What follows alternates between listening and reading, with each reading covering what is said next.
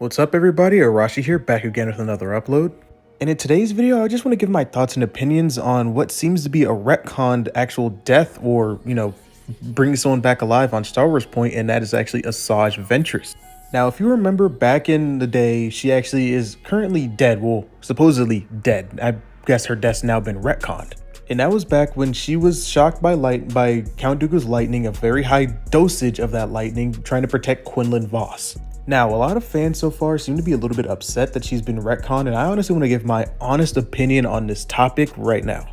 Honestly, I believe that Asajj Ventress deserves to be retconned and brought back to life. Now, you may be asking yourself, Arashi, you've been the main one talking about you need consistency in stories and you have to stick to a plan and do all that stuff, yada, yada, yada. And while I do still truly believe that, I believe that Disney and Star Wars, at least, this is a cool female character they can bring up and that everybody actually seems to like. Outside, we've been focusing a lot on the bad female characters such as Reva, Rey, etc. Now, granted, we have been getting a lot of focus on good characters such as Ahsoka. The show may not have finished well, but Ahsoka as a character overall has been a great character for Star Wars ever since her debut way back in 2008. But here we have a character that can actually be used in a similar light such as Ahsoka, but just on a dark side or more, gray side of the Force.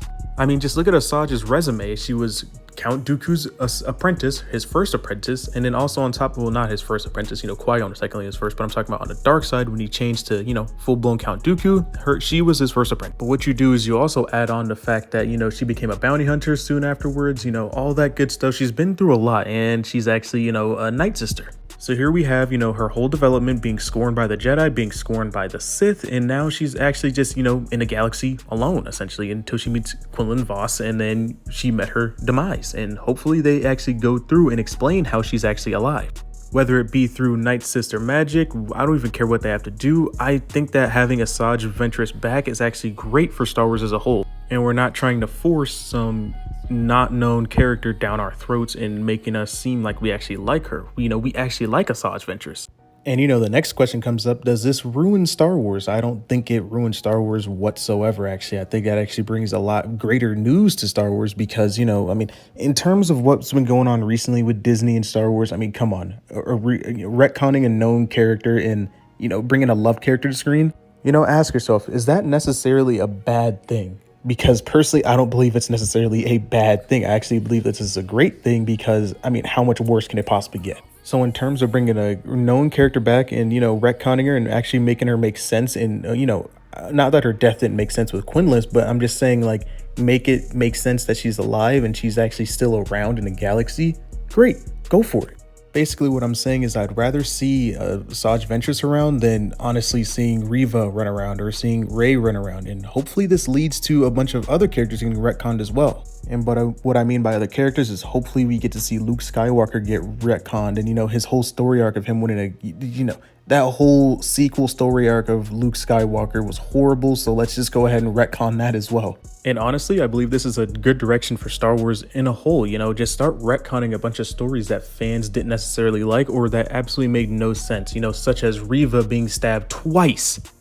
Twice in surviving. that is insane. So let's go ahead and retcon that. You can still have her story and character out there, I guess, but somehow retcon it and just make her actually die in the Obi-Wan TV show.